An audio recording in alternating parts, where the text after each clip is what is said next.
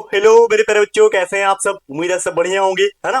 चलिए बच्चों, हम पढ़ क्या रहे थे। हम पढ़ रहे थे बेटा क्लास 12th, और क्लास 12th का बेटा ये हमारे पास है यूनिट नंबर फर्स्ट, जिसका नाम है सॉल्यूशन। क्या नाम है सर? सॉल्यूशन। हम बात करें बेटा इस सॉल्यूशन चैप्टर में, तो आज हम पढ़ाने वाले हैं लेक्चर नंबर 7। और इस लेक्चर से पहले अगर हम बात करें तो आपको हम 6 लेक्चर पढ़ा रखे हैं। उसके अंदर हम टॉपिक का बात करें तो पहला जो लेक्चर था उसके अंदर हमने सॉल्यूशन पढ़ा था। सॉल्यूशन क्या चीज होता है, सॉल्यूशन बनता कैसे है, सॉल्यूशन का डेफिनेशन क्या है, सॉल्यूट क्या है, सॉल्वेंट क्या है, ये सब हमने फर्स्ट क्लास में आपको बताया था। सेकंड क्लास में आपको बताया था कि टाइप्स ऑफ सॉल्यूशन, सॉल्यूशन कितने प्रकार के होते हैं कंपोनेंट के आधार पे, है ना, on the basis of solute के आधार पे, सेचुरेटेड, अनसेचुरेटेड, सुपर सेचुरेटेड। उसके बाद अगर हम बात करें नेक्स्ट लेक्चर में, हमने आपको बताया था कंसंट्रेशन टर्म्स, जिसके अंदर हमने molality, molarity, mole fraction, ppm, ठीक है, नॉर्मेलिटी आदि टॉपिक को हमने डिस्कस किया था। उसके बाद हमने कुछ न्यूमेरिकल क्वेश्चन सॉल्व किए थे। फिर हमने आपको बताया था क्या कि सॉल्विलिटी क्या चीज होता है, जिसके अंदर हम लोग देखे थे क्या सॉल्विलिटी, क्या solid in liquid, solubility gas in liquid, और आज देखेंगे क्या solubility of liquid in liquid. ठीक है, तो उसी दो टॉपिक को समझने के लिए, और एक हेनरी लॉ जो लास्ट क्लास में बता चुके, उस पर न्यूमेरिकल क्वेश्चन भी हम पढ़ा दिए। ठीक है, तो चलो बेटा आज की क्लास को स्टार्ट करते बिना देर किए हुए। आज के लेक्चर में हम दो टॉपिक डिस्कस करेंगे, एक वेपर प्रेशर, दूसरा क्या, दूसरा डिस्कस करेंगे Rawls law of vapour pressure. ये दो टॉपिक आज के क्लास में हम डिस्कस करने वाले हैं आपके साथ। तो चलो आप सबसे पहले क्लास नोट्स लेके बैठो, और साथ ही साथ अपने साथ एनसीईआरटी बुक को। ठीक है, तो चलिए बिना देर के क्लास स्टार्ट करते हैं। आप लोग नए तो प्लीज हमारे चैनल को सब्सक्राइब करना बिल्कुल मत भूलिएगा। ठीक है, चलो सबसे पहले आज के क्लास में हम ये पहला जो टॉपिक पढ़ाएंगे वो है इवापोरेशन, फिर दूसरा वेपर प्रेशर, और तीसरा रॉल्स लॉ। ये तीनों होता है क्या है, सबसे पहले बेसिक से हम समझा लेते हैं, उसके बाद हम लोग आगे चलेंगे। ठीक है, सबसे पहले समझो इवेपोरेशन। इवेपोरेशन का हिंदी मतलब होता है क्या, वाष्पीकरण। क्या होता है सर? वाष्पीकरण होता है। ठीक है, वाष्पीकरण, वाष्पीकरण का मतलब होता है क्या, कोई चीज का भाप बन के उड़ जाना, भाप बन के उड़ जाना। जैसे इस कंटेनर एक बर्तन है, देखो ध्यान से, इस बर्तन में क्या है सर, इस बर्तन में वाटर रख दो। क्या रख दो? वाटर। तो ये वाटर जो है धीरे धीरे क्या होगा सर, ये धीरे धीरे क्या होता है, अगर तुम खुला अवस्था में छोड़ दो, ठीक, खुला अवस्था में छोड़ दो, ये पानी धीरे धीरे वाष्प बनेगा, वेपर बनेगा और बाहर चला जाएगा। ठीक है, या फिर तुम इसको हीट कर दो। क्या क्या करो? हीट कर दो। जैसे तुम्हारे घर में मम्मी अगर चावल बनाती है या फिर पानी बॉईल करती है, देखना पानी को बहुत ज्यादा हीट करती है, तो पानी क्या होता है सर, वाष्प बन के, भाप बन के क्या होता है, हवा में उड़ जाता है। बात समझ रहे हैं? हाँ, तो उसी प्रोसेस को हम इवेपोरेशन कहेंगे, वाष्पीकरण कहेंगे। मतलब क्या, हम लोग लिक्विड पार्टिकल्स जब हवा में वेपर बन करके बाहर चला जाता है, ठीक है, ड्यू टू टेम्परेचर, तो उसी प्रोसेस को हम इवेपोरेशन या हिंदी में वाष्पीकरण करते हैं। ठीक है, अब दूसरा क्या सर, वेपर प्रेशर, ये भी बताएंगे। अब वेपर प्रेशर क्या चीज होता है सर, देखो ध्यान से, देखो कोई भी टॉपिक को हम 3 बार आपको समझाने की कोशिश करेंगे। ठीक है, तो तीनों बार अगर समझ गए, पहला बार तो यहाँ पे, फिर मेन टॉपिक पे, फिर एक बार एंड टॉपिक पे। ठीक है, चलो अब बात करते हैं सर वेपर प्रेशर। क्या वेपर प्रेशर का मतलब, देखो ये लगा हुआ बाहर से एक प्रेशर, इस प्रेशर को कहते हैं हम लोग एटमॉस्फेरिक प्रेशर। क्या बोलेंगे सर? Atmospheric pressure.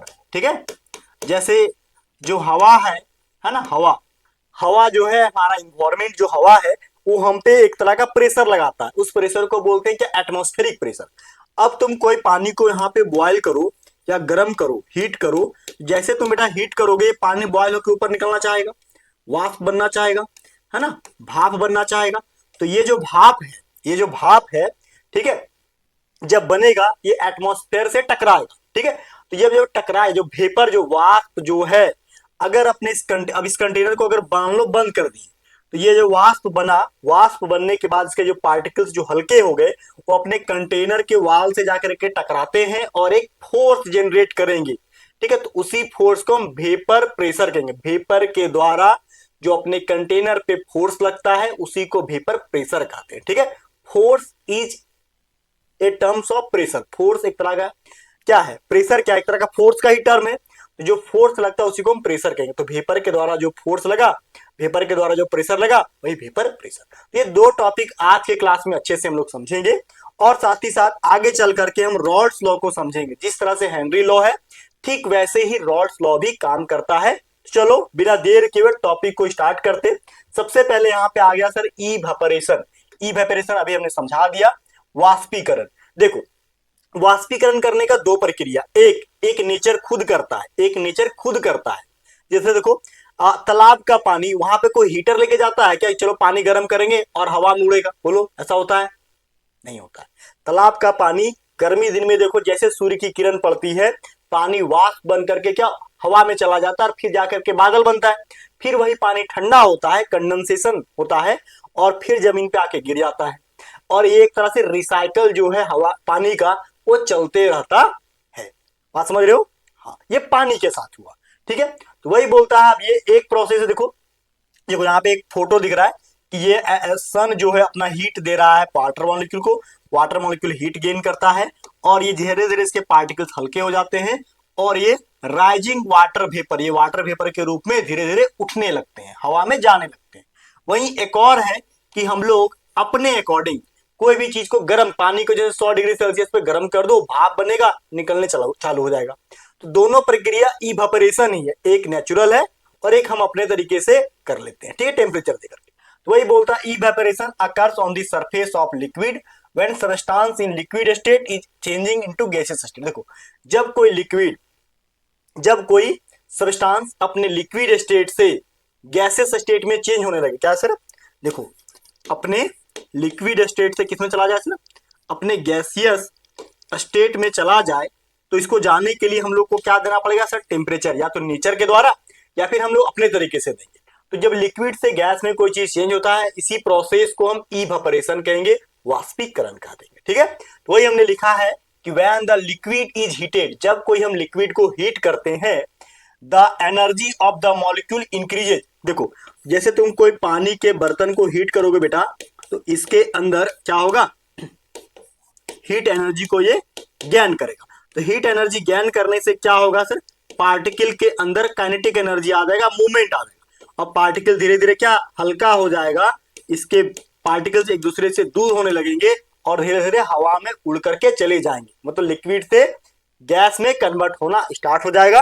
ठीक है, और टर्न इनटू वेपर, बोलता है वही क्या, when liquid is heated the energy of the molecule increases, it turns into vapour and this process is known as evaporation. और इसी प्रक्रिया को हम वाष्पीकरण या इवेपोरेशन करते हैं। ये डेफिनेशन लिख लो और ये इमेज ड्रॉ कर पाओ तो ठीक, नहीं कर पाओ तो कोई दिक्कत नहीं है, मेन डेफिनेशन है। ठीक है, अब देखो क्या हुआ कि जब जो पानी भाप बन के ऊपर निकला, वाष्पीकरण जो हुआ, वो ठंडा करेंगे तो नीचे भी आएगा। देखो, पहले अगर पानी को बहुत ज्यादा गर्म करते हो, देखना क्या होता है, जिस बर्तन ऊपर में अगर कोई तुम बर्तन रख दिए हो, प्लेट, देखना पानी गर्म होकर के प्लेट से टकराएगा। फिर जैसे ही तुम गैस बंद कर दो, यहाँ पानी जो जमा हुआ है फिर से ठंडा होकर के नीचे आ जाएगा। इस प्रोसेस को बोलते हैं कंडेंसेशन, संघनन। ठीक है, समझ रहे हो? टेम्परेचर बढ़ाएं तो इवेपोरेशन, टेम्परेचर घटा पानी वापस नीचे, इसको बोलेंगे क्या? कंडेंसेशन। तो वही यहाँ बात समझ रहे हैं कि evaporation of liquid in closed container. यदि इवेपोरेशन कोई क्लोज कंटेनर में होगा तो क्या होगा? क्लोज कंटेनर में होगा, टेम्परेचर देना बंद किए तो वापस पानी ठंडा होकर के लिक्विड में कन्वर्ट हो जाएगा। तो वही बात लिखे हैं क्या कि some of the more energetic particle, कुछ अत्यधिक एनर्जेटिक पार्टिकल जिसके पास एनर्जी ज्यादा हो जाता है, on the surface of the liquid, liquid के सरफेस पे आएगा, मूव फास्ट, बहुत तेजी से मूव करेगा, इनफ टू स्केप, ये भाग बाहर नहीं पाएगा, enough to escape from the attractive force, attractive force से बाहर जाना चाहेगा। ठीक है, होल्डिंग द लिक्विड टुगेदर, और ये वापस क्या हुआ सर? लिक्विड को जाकर के क्या होल्ड कर लेगा। बोलता है यहाँ पे कि some of the more energetic particle on the surface of the liquid, liquid के सरफेस पे जाएगा, on the surface of the liquid move fast, बहुत तेजी से मूव करेगा, to escape from the attractive force, attractive force से दूर भागना चाहेगा। ठीक है, escape from attractive force, holding the liquid together, और वापस क्या होगा? लिक्विड में जाकर के मिल जाएगा। ठीक है, वापस जाके क्या होगा सर? लिक्विड में एक साथ मिल जाएगा। ठीक है, तो इसी प्रोसेस को बोलते हैं क्या? कंडेंसेशन। तो ये नीचे लिखा हुआ है क्या कि as the gaseous particle bounce, bounce मतलब गया, टकरा के वापस आ गया, bounce around the some of them, उनमें से कुछ क्या होता है? वापस आ जाते हैं, विल हिट द सरफेस, ऊपर जाकर के। देखो, ये अगर बर्तन है, इस बर्तन में समझो कि पानी है, ठीक है, जैसे तुम पानी को बहुत ज्यादा गर्म कर दो, ऊपर में एक प्लेट रख दो, ठीक है, ये पानी क्या हुआ सर, यहाँ पार्टिकल पार्टिकल पार्टिकल बहुत सारा गैसियस पार्टिकल जमा हुआ, ठीक है, समझ रहे हो, जमा हुआ। अब बाद में क्या हो सर, गैस पार्टिकल ठंडा होकर के फिर नीचे आ जाएगा, तो नीचे जब ठंडा होकर आता है इसको बोलते हैं कंडेंसेशन। क्या बोलते हैं सर, कंडेंसेशन, ठीक है। ते संघनन बोलता है क्या, as the gaseous particle bounce around some of them, उनमें से कुछ पार्टिकल क्या होता है, बाउंस वापस आ जाता है, will hit the surface, surface को वापस हिट करता है, ऑफ द लिक्विड, लिक्विड को दोबारा, एंड बी ट्रैप्ड देयर, और वापस आकर के क्या होता है, इसी पानी में आकर के फंस जाता है। इस प्रोसेस को हम क्या, कंडेंसेशन कहते हैं। वही बात हमने यहाँ पे लिख रखा है, देखो ध्यान से, क्या, इवेपोरेशन एंड कंडेंसेशन। कंडेंसेशन का मतलब क्या है सर,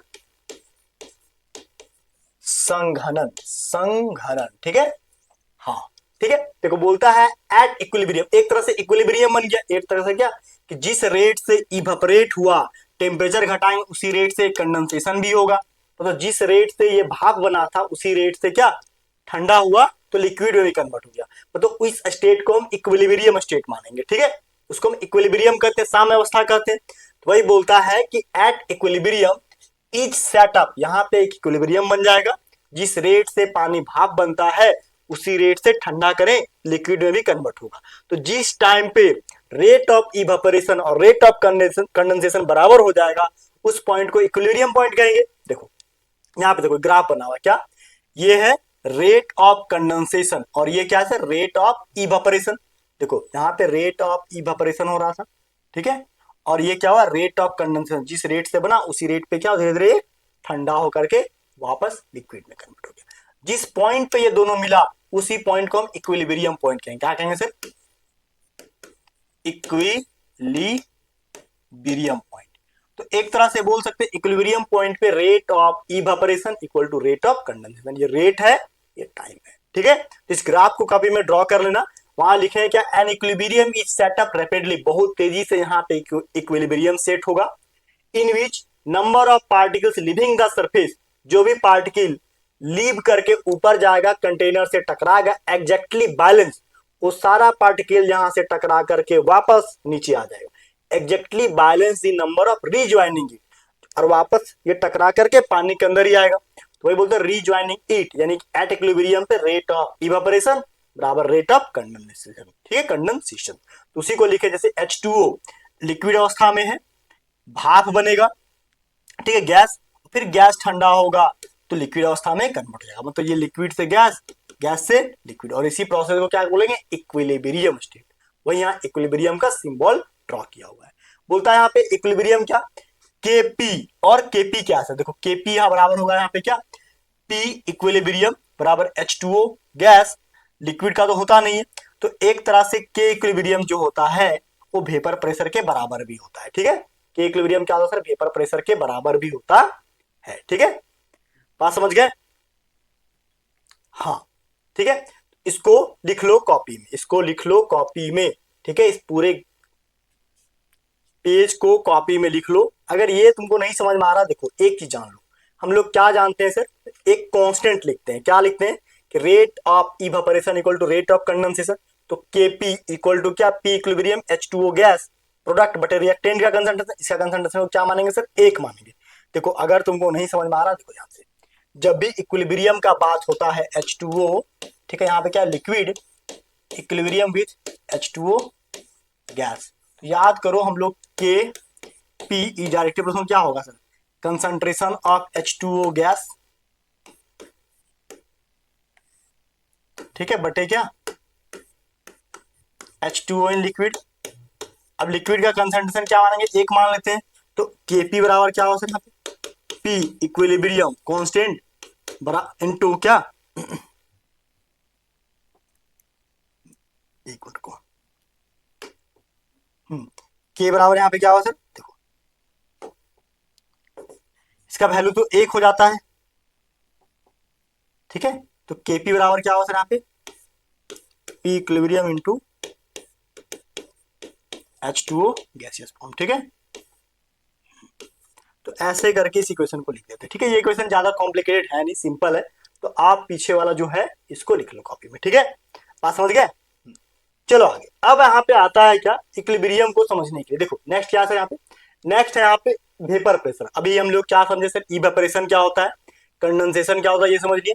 अब आ रहा है वेपर प्रेशर। वेपर प्रेशर क्या होता है, देखो अभी हमने सिंपली बताया कि अगर एक कंटेनर है, ठीक है, इस कंटेनर में ध्यान दो, इस कंटेनर में लिक्विड मॉलिक्यूल भरा हुआ है, क्या होता है, लिक्विड मॉलिक्यूल भरा हुआ है, ठीक है।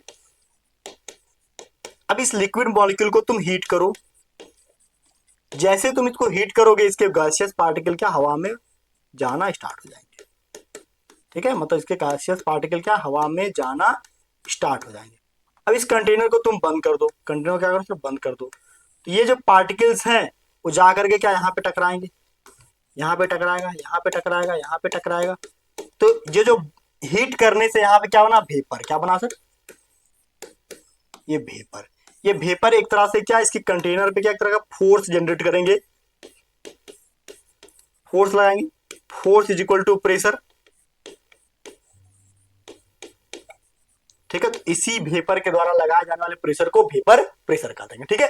तो ये बोलता है the pressure exact, the pressure exerted by vapour, कोई भी वेपर के द्वारा, ठीक है, कोई भी वेपर के द्वारा, देखो यहाँ स्पेलिंग गलत है, इसको VAPOUR, VAPOUR, ठीक है। देखो बोलता है क्या, the pressure exerted by vapour in A close container, कोई भी बंद कंटेनर के अंदर जो प्रेशर एग्जर्ट किया जाएगा वेपर के द्वारा, ठीक है, एट ए गिवन टेम्परेचर, दिए गए तापमान पे, उसी को बेटा हम वेपर प्रेशर कहेंगे, उसी को क्या कहते हैं, वेपर प्रेशर। और वेपर प्रेशर को हमेशा डिनोट करते हैं किससे, पी से, किसे डिनोट करेंगे सर, कैपिटल पी से डिनोट करेंगे। तो ये छोटा सा डेफिनेशन हुआ, लेकिन इसको लिख लो क्योंकि रॉल्स लॉ को समझने में ये डेफिनेशन बहुत ज्यादा काम आएगा।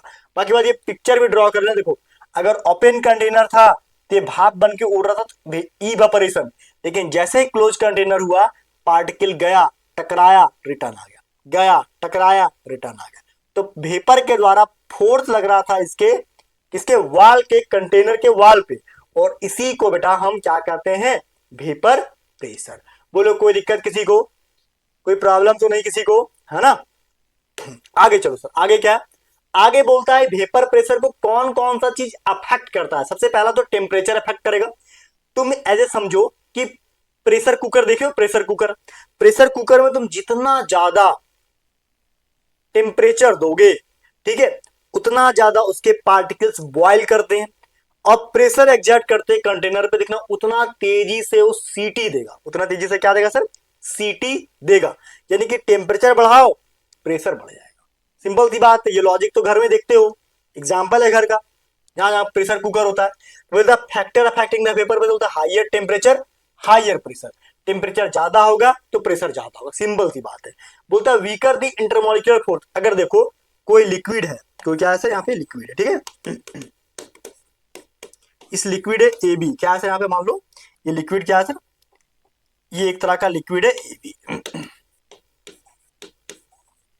अब ए बी लिक्विड कैसे बना होगा सर, दो चीजों के मिलने से बना होगा। तो ए और बी का जो बॉन्ड है, ए और बी का जो बॉन्ड है, अगर ये बॉन्ड वीक रहा, क्या सर, वीक बॉन्ड, देखो वीक बॉन्ड रहेगा, जिसको अगर जल्दी हीट करेंगे जल्दी बॉयल हो जाएगा। हम दो एग्जांपल दे रहे, देखो एक बर्तन लो, एक बर्तन में पानी को उबालो, क्या उबालो सर, पानी को, और दूसरे बर्तन में तुम एल्युमिनियम के छोटे छोटे टुकड़ा दे देते हैं, उसको उबालो, कौन उबलेगा जल्दी सर, पानी, क्योंकि पानी जो H2O है लिक्विड स्टेट में, उसके पार्टिकल के बीच जो डिस्टेंस है वो काफी बड़ा होगा एज कंपेयर टू एल्युमिनियम के छोटे छोटे पार्टिकल। एल्युमिनियम को बॉयल करने के लिए लगभग 150 डिग्री सेल्सियस चाहिए, लेकिन पानी जो है जनरली बेटा वो, सॉरी, एल्युमिनियम को बॉयल करने के लिए 200 से पास चाहिए, 200 से भी प्लस चाहिए, ठीक है। लेकिन तुम्हारा जो नॉर्मल पानी को जो उबालना है, पानी को जो गर्म करना है, उसके लिए 100 डिग्री सेल्सियस काफी है। मतलब हम लोग दोनों कंटेनर को हीट कर रहे हैं, लेकिन एक जल्दी हो रहा, क्यों, क्योंकि उसके बीच का जो बॉन्ड है वो कहीं ना कहीं वीक है, ठीक है। तो वही बोलता है अगर बॉन्ड जो है वो वीक रहा, ए बी बॉन्ड, तो ये बॉयल फास्ट होगा, इसका वेपर प्रेशर क्या होगा, जल्दी बनेगा, ठीक है। तो वही बोलता है कि वीकर दी इंटरमोलिकुलर फोर्स, इंटरमोलिकुलर फोर्स जितना वीक होगा, कमजोर होगा, मोर इजिली पार्टिकल उतना जल्दी ब्रेक होगा, और पार्टिकल जितना जल्दी ब्रेक होगा उतना जल्दी इसका भाप बनेगा। उतना more easily particles enter the vapour phase, particles उतना ही जल्दी वेपर फेज में एंट्री कर लेगा, and higher the vapour pressure, और इसका वेपर प्रेशर क्या होगा सर, बहुत ज्यादा हाई हो जाएगा। इसका वेपर प्रेशर क्या होगा सर, बहुत ज्यादा हाई हो जाएगा। मतलब जितना वीक बॉन्ड उतना तेजी से वेपर बनेगा, और जितना जल्दी वेपर बनेगा बेटा उतना ही ज्यादा क्या इस कंटेनर के वाल से टकराएगा, वाल से जितना तेजी से टकराएगा उसका वेपर प्रेशर उतना हाई होगा। वही बोल रहा है कि the weaker the intermolecular force the more easily particles enter on vapour phase and higher the vapour pressure उतना ज्यादा हो जाएगा।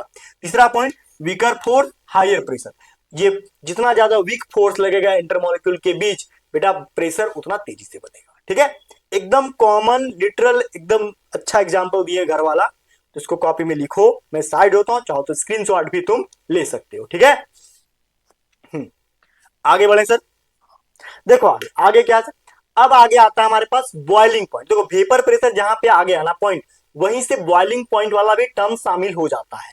देखो कोई भी चीज बॉयल कब होता है, तुमसे पूछा जाएगा कि कोई भी चीज सर बॉयल कब हो जाता है। देखो ये है तुम्हारा पानी, ठीक है, सिंपल, ये क्या है पानी, ठीक है, ठीक है, ये क्या है वाटर, ठीक है, वाटर की जगह पे तुम चीजें बदल भी सकते हो। ठीक है, देखो इसको हीट करते हैं, ठीक है,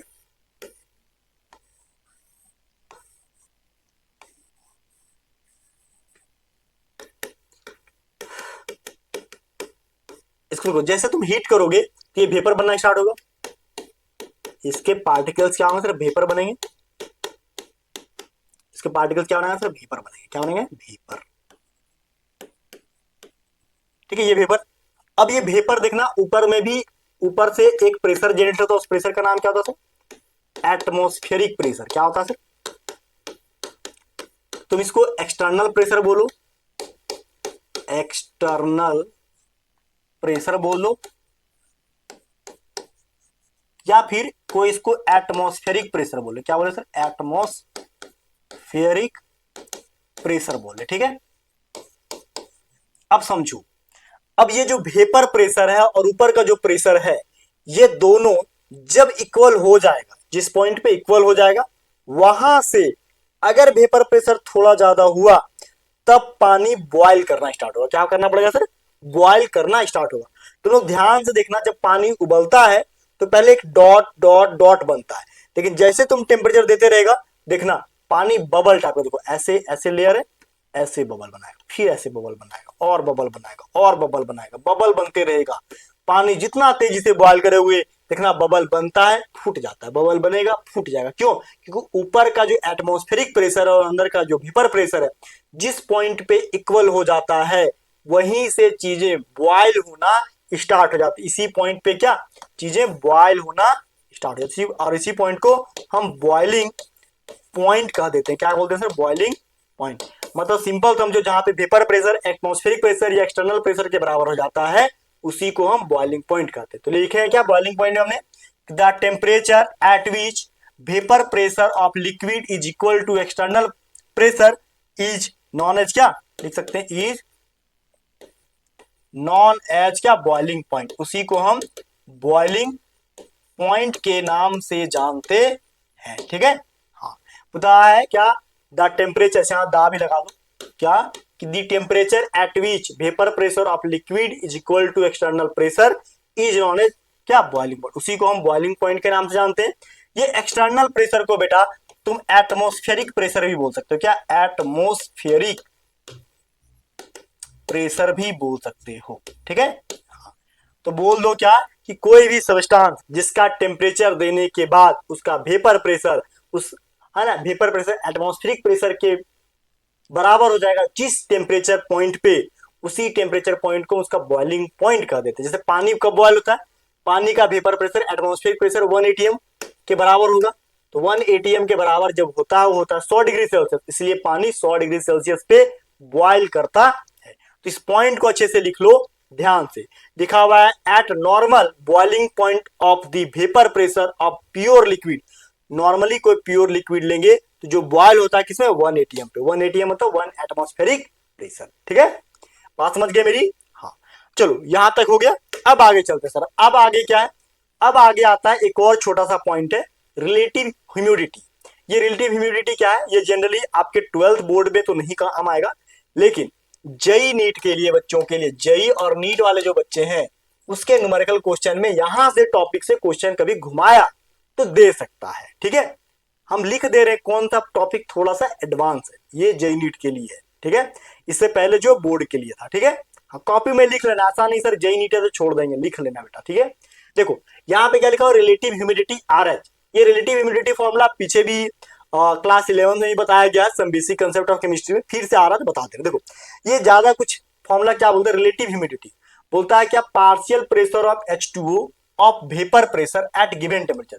दिए हुए तापमान पे वाटर के द्वारा जो पार्शियल वेपर प्रेशर लगता है, अगर उसको हम भागा दे दें partial vapour pressure of H2O, ठीक है, H2O एट सेम टेम्परेचर। देखो सेम टेम्परेचर पे जो वेपर प्रेशर लगा और क्या सेम टेम्परेचर पे जो वेपर प्रेशर बना और पार्शियल वेपर प्रेशर जो है H2O का दिया गया है उसी टेम्परेचर। देखो ऊपर है partial pressure of H2O vapour eight given temperature, ऊपर नीचे वेपर प्रेशर। देखो ऊपर है पार्शियल प्रेशर, नीचे है वेपर प्रेशर। बस पार्शियल प्रेशर को जब हम वेपर प्रेशर से भागा देते हैं और 100 से मल्टीप्लाई कर देते हैं तो जो आता है उसी को हम रिलेटिव ह्यूमिडिटी कहते हैं। क्या बोलते हैं सर, रिलेटिव ह्यूमिडिटी कहते हैं।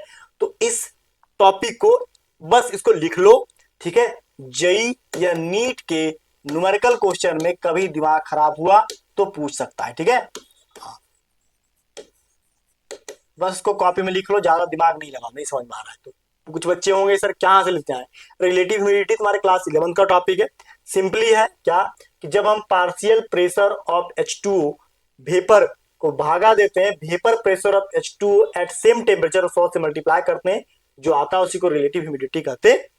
ये रिलेटिव ह्यूमिडिटी क्या है सर, बोलता है एक गैस या गैसियस मिक्सचर, गैस या gaseous mixture is said to be saturated, इसको हम सैचुरेटेड कह देंगे। सैचुरेटेड का मतलब वैसा स्टेट जहां पे और ज्यादा मात्रा में सॉल्यूट घुल सकता नहीं है। ठीक है, बोलता है saturated with the vapour of liquid if the partial pressure of the liquid, है ना, partial pressure of the liquid vapour is equal, partial pressure जो है लिक्विड का, लिक्विड वेपर का, वो इक्वल किसका हो जाए, saturated vapour pressure of liquid, है ना, saturated vapour pressure of liquid के बराबर हो जाए तो वहीं पे आता है क्या, रिलेटिव ह्यूमिडिटी। तो वहां पे क्या होता है, रिलेटिव ह्यूमिडिटी 100% हो जाता है। क्या होता है सर, 100% हो जाता है। ठीक है, इसी टॉपिक को लिख लो, सिंपली ये फॉर्मूला लिख लो, नीचे ये दिया हुआ डेटा उसको लिख लो। ठीक है, बात समझ गए मेरी, कॉपी में इसको लिख लो। ठीक है, आगे चलो सर, आगे क्या है,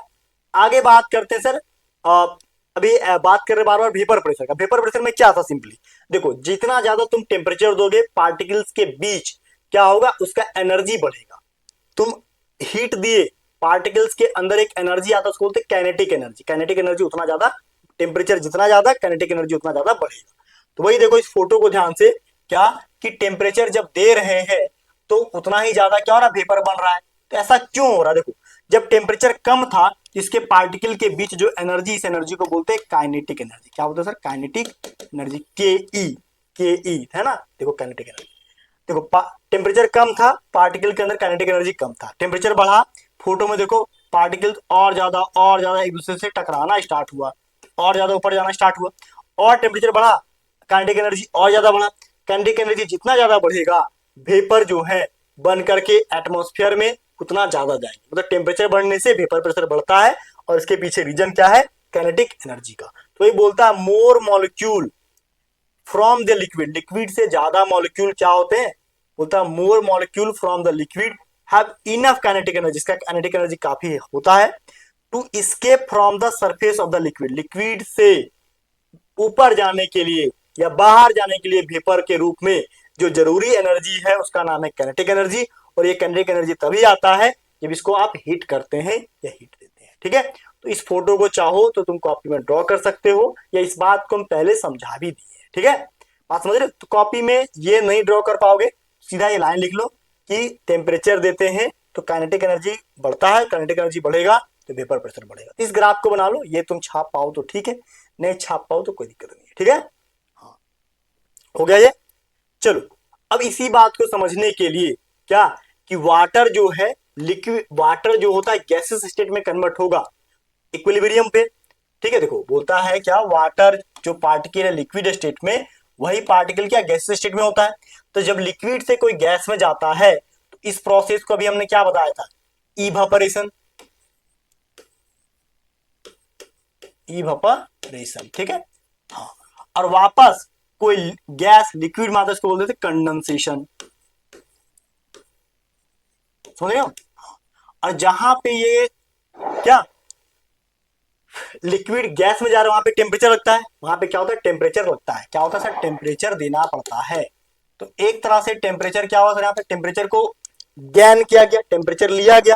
तो टेम्परेचर लिया गया मतलब कैसा प्रोसेस, इंडोथर्मिक, कैसा प्रोसेस सर, इंडोथर्मिक, जो टेम्परेचर को और ले ले उसको इंडोथर्मिक। ये प्रोसेस क्या है सर, इंडोथर्मिक, यहाँ पे टेम्परेचर को ज्ञान किया जा रहा है, इंडोथर्मिक, ठीक है, इंडोथर्मिक हो रहा है, ठीक है। तो वही बोलता है क्या, ध्यान से देखो, ली चैटरियल प्रिंसिपल क्या बोलता है, ली चैटरियल प्रिंसिपल बोलता है कि अगर तुम टेम्परेचर बढ़ाओगे तो पार्टिकल किधर जाएगा। देखो ये ली चैटरियल प्रिंसिपल तुम्हारा इसलिए बता दे रहे हैं क्योंकि तुम्हारे एनसीईआरटी बुक में पढ़ना है। साथ ही साथ ली चैटरियल प्रिंसिपल जब इक्विलिब्रियम टॉपिक पढ़ते हो क्लास 11 का तो वहां पे आता है ना। ली चैटरियल प्रिंसिपल एक तरह से इफेक्ट बताता है, टेम्परेचर बढ़ाने से क्या इक्विलिब्रियम पे इफेक्ट पड़ेगा, कैटलिस्ट डालने से क्या इफेक्ट पड़ेगा, ठीक है, प्रेशर डालने से क्या इफेक्ट पड़ेगा, नंबर ऑफ मॉलिक्यूल्स डालने से क्या इफेक्ट पड़ेगा। तो ये बात बेटा क्लास 11th में आपके बताया गया है, तो वहां से जाकर के एक बार देख लेना, ठीक है। देखो अभी आप पढ़ रहे हैं क्या, according to Le Chatelier principle increasing the temperature, बेटा जैसे जैसे तुम टेम्परेचर को बढ़ाते हो, ठीक है, ठीक है, of the system in dynamic equilibrium, dynamic equilibrium का मतलब होता है वैसा इक्विलिब्रियम जहां पे दोनों स्टेट जहां पे इक्वल हो उसको डायनेमिक इक्विलिब्रियम कहते हैं, ठीक है। तो वही बोलता है कि the temperature of the system in A dynamic equilibrium favour endothermic process, कौन सा प्रोसेस को फेवर कर रहा है सर, इंडोथर्मिक। इंडोथर्मिक का मतलब टेम्परेचर को गेन कर रहा है, इंडोथर्मिक का मतलब क्या होता है सर, टेम्परेचर को एब्जॉर्ब करना, टेम्परेचर एब्जॉर्ब करना। अरे टेम्परेचर को जब तक ये नहीं लेगा लिक्विड गैस में तो नहीं जाएगा, है ना। तो वही बोलता है कि टेम्परेचर देंगे तो इसका जो इंथैल्पी ऑफ वेपराइजेशन क्या होगा, एक तरह से बदल जाएगा, टेम्परेचर देंगे तो इंथैल्पी ऑफ वेपराइजेशन बदलेगा, ठीक है। अब इंथैल्पी ऑफ वेपराइजेशन बदला, वेपर प्रेशर बदला, तो इसी बात को समझाने के लिए कि टेम्परेचर देने से इंथैल्पी ऑफ वेपराइजेशन चेंज होता है, इंथैल्पी ऑफ वेपराइजेशन चेंज होने से वेपर प्रेशर चेंज होता है। और इसी बात को समझाने के लिए एक वैज्ञानिक ने एक इक्वेशन दिया है जिसका नाम है कैल्सियस क्लिप्रियोन इक्वेशन। इस इक्वेशन को थर्मोडायनेमिक्स में पढ़ाते हैं, ठीक है, और यहाँ पे भी वही कंडीशंस आ रहा है फिजिकल केमिस्ट्री का, इसीलिए ये इक्वेशन यहाँ पे भी आएगा। क्लास 11th में ये इक्वेशन पढ़ाया गया है, वही इक्वेशन यहाँ पे भी यूज होता है, ठीक है। हाँ, बोर्ड के बच्चों के लिए ये नहीं होगा, हम बार बार बता रहे हैं, ये भी जो टॉपिक बता रहे हैं ये भी तुम्हारा जेई और नीट के बच्चों के लिए ज्यादा खास है, ठीक है, ध्यान रखना, ठीक है। देखो बोलता है डिपेंडेंस ऑफ वेपर प्रेशर, अगर कोई चीज वेपर प्रेशर पे डिपेंड करे ऑन दी टेम्परेचर, टेम्परेचर बढ़ाने से वेपर प्रेशर बढ़ता है, और कोई भी चीज अगर वेपर प्रेशर पे डिपेंड करे टेम्परेचर के वजह से, तो इसके लिए एक इक्वेशन दिया गया, is given by कैल्सियस Clapeyron equation. तो इसको समझने के लिए, इसको बताने के लिए एक इक्वेशन पढ़ा है, दिया गया है, उस इक्वेशन का नाम क्या है सर, कैल्सियस क्लिपियोन इक्वेशन। ये इक्वेशन जो है वो क्लास 11th का थर्मोडायनेमिक चैप्टर में स्टार्ट हो जाता है, थर्मोडायनेमिक्स चैप्टर में स्टार्ट हो जाता है, ठीक है। तो जो देखो ये इक्वेशन हमने सीधा लिख दिया सर, कैल्सियस क्लिप्रियोन इक्वेशन, ये वेपर प्रेशर है, log P2 by P1, P1 क्या है सर, P1 यहाँ पे एक तरह का वेपर प्रेशर है, ठीक है, दो लिक्विड का, ठीक है, वेपर प्रेशर ऑफ लिक्विड 1, ठीक है, दूसरा क्या vapour pressure of liquid B. देखो ये क्या, ये है हमारा इंथैल्पी ऑफ वेपराइजेशन, क्या, इंथैल्पी ऑफ वेपराइजेशन, ठीक है। अब इंथैल्पी ऑफ वेपराइजेशन देने से क्या होता है सर, देखो देखो log P2 by P1 delta, ठीक है, change in enthalpy of vaporisation divide by 2.303 R into R universal constant, ये जानते हैं, T2 अलग टेम्परेचर था, माइनस T1 बटे T1 इंटू T2। देखो ये T1 T2 क्या है, देखो डेल्टा एच भी एक तरह से इंथैल्पी वेपराइजेशन, देखो molar enthalpy vaporisation of liquid. P2 क्या है, P2 है vapour pressure of liquid at temperature T2। देखो शुरुआत में टेम्परेचर कुछ और होगा, जब शुरुआत में टेम्परेचर T1 होगा तो वेपर प्रेशर P1 होगा, बाद में टेम्परेचर अगर बदल के T2 हो गया तो वेपर प्रेशर P2 हो गया। तो वही बोलता है अगर P2 प्रेशर है तो ये कब था, जब टेम्परेचर T2 था।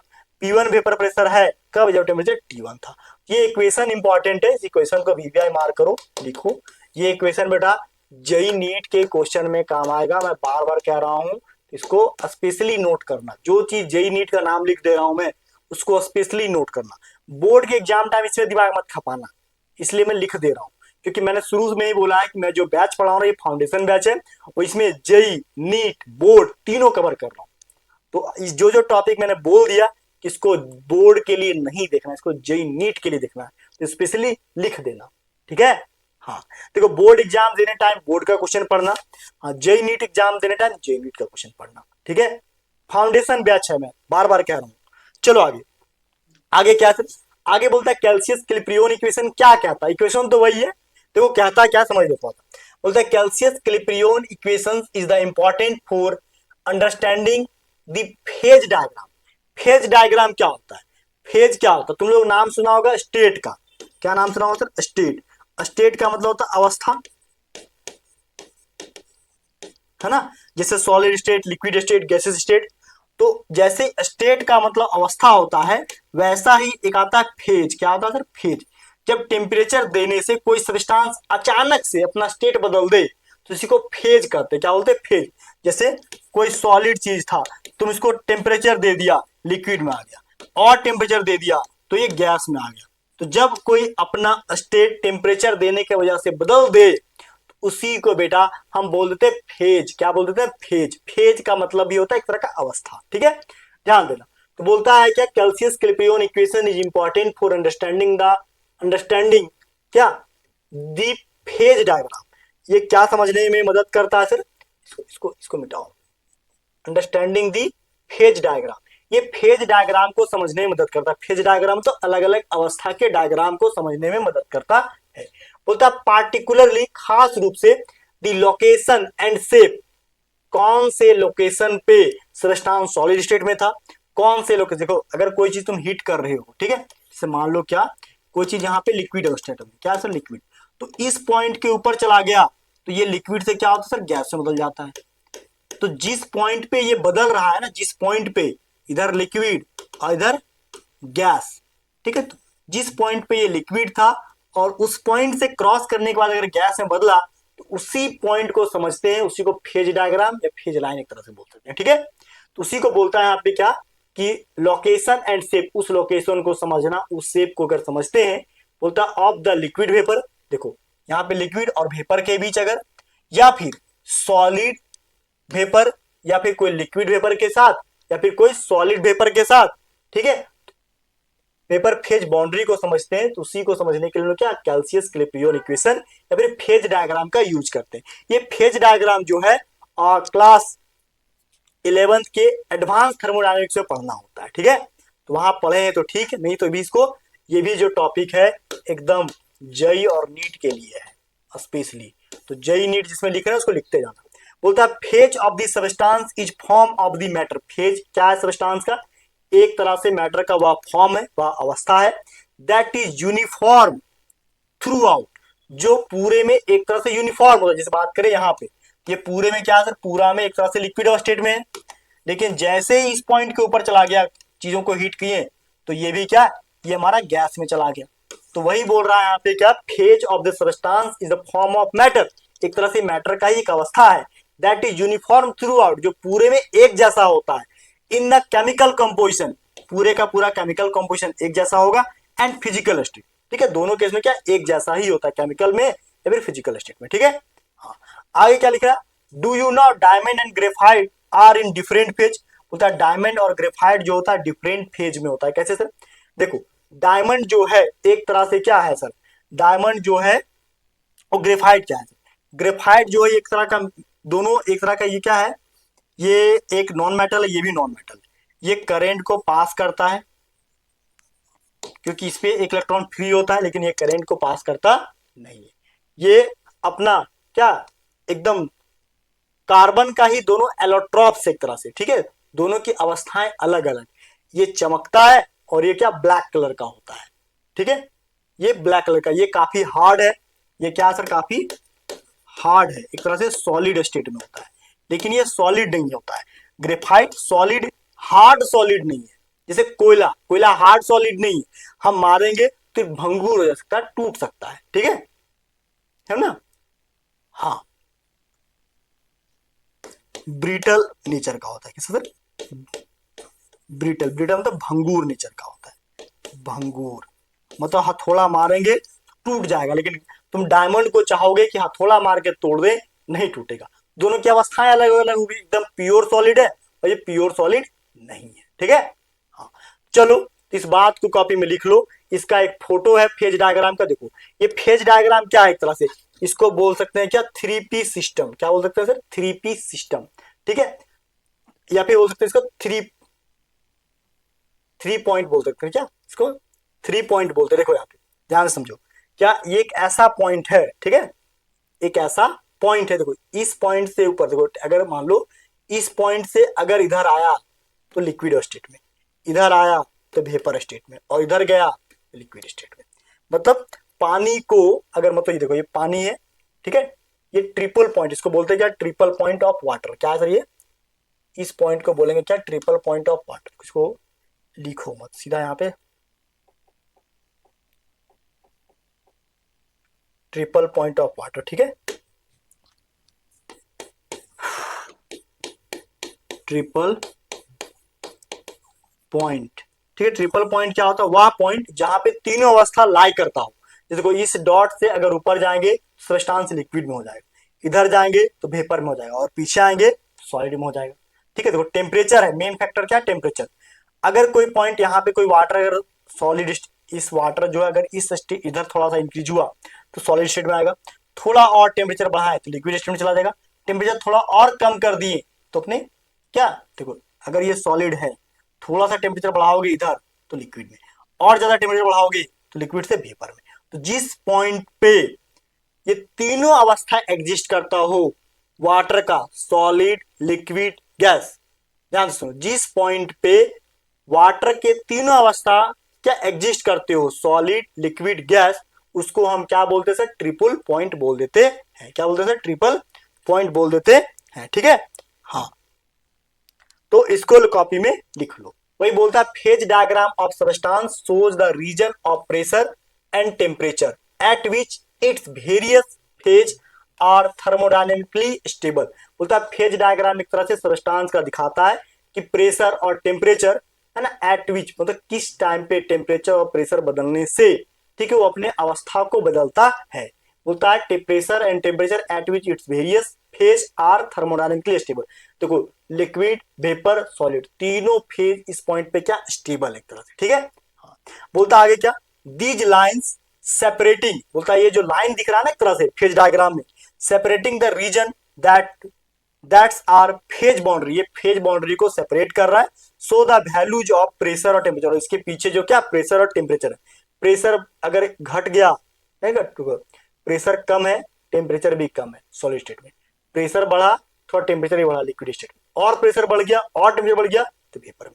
तो जिस पॉइंट पे ये तीनों अवस्था में उसको बोलेंगे ट्रिपल पॉइंट ऑफ वाटर, ठीक है। वही बोलता है क्या, so the values of pressure and temperature at which two phase coexist in equilibrium. यहाँ पे देखो कोएग्जिस्ट कर रहा है सॉलिड लिक्विड इस पॉइंट पे, यहाँ पे आए तो लिक्विड वेपर और यहाँ पे आए तो सॉलिड सॉलिड, ठीक है। तो इसी को हम फेज डायग्राम कहते हैं, और जिस पॉइंट पे तीनों एग्जिस्ट करता है उसको ट्रिपल पॉइंट कहते हैं, ठीक है। इसको कॉपी में सही बच्चे लिख लो। अब आगे आता है हमारे पास क्या, Rawls law of vapour pressure. अभी तक जो पढ़ा रहे थे वो वेपर प्रेशर था, फेज डायग्राम था। अब मेन टॉपिक है जो एकदम ये बोर्ड के लिए है, बीओ बोर्ड, बोर्ड जेई नीट, तो ये देखो बोर्ड आ गया तो जेई नीट में तो आएगा ही बेटा। और जो मैं जेई नीट स्पेशली लिख दूं ना तो जेई नीट वाले बच्चे एकदम एकदम फोकस हो जाना उस पर, और जिसपे नहीं लिखूं बोर्ड के लिए तो है, वो तीनों के लिए, वो तीनों के लिए कॉमन, ठीक है। चलो मैं देख लेता हूँ, ज्यादा लंबा लेक्चर तो नहीं बनाऊंगा, 44 मिनट का हो गया, चलो ठीक है। अगले क्लास में मैं यहाँ पे डिस्कस कर दूंगा आपको क्या, Rawls law of vapour pressure क्या है। इसके क्लास में मैंने आपको डिस्कस कर दिया क्या, सिंपल सी बात है, इस क्लास में मैंने आपको डिस्कस कर दिया वेपर प्रेशर क्या है, इवेपोरेशन क्या है, फेज डायग्राम क्या है, ठीक है। एकदम छोटे छोटे पॉइंट को डिस्कस किया। मैं लेक्चर बड़ा नहीं बनाना चाह रहा हूँ, मैं 45 to 50 मिनट 60 मिनट का ही बनाऊंगा ताकि तुम समझ भी जाओ और बातें हो भी जाए, ठीक है। चलो इसको कॉपी में लिख लेना। आज के क्लास में तुम्हारा होमवर्क है एनसीईआरटी बुक को बेटा लाइन बाय लाइन पढ़ दो, और जो मैं दे रहा हूं ना क्वेश्चन बैंक उसको जाओ डाउनलोड करो और एकदम छोटा छोटा क्वेश्चन बारीक बारीक करके सॉल्व कर डालो। तुम उसका प्रिंट आउट जा करके निकाल सकते हो क्वेश्चन का। हाँ लेकिन नोट्स का मत निकालना, नोट्स एकदम हाथ से बैठ के लिखना वीडियो देख देख के, ठीक है। चलो थैंक यू सो मच, जय हिंद, बाय, हैप्पी लर्निंग। आप लोग नए तो प्लीज चैनल को सब्सक्राइब कर लेना। Thank you so much.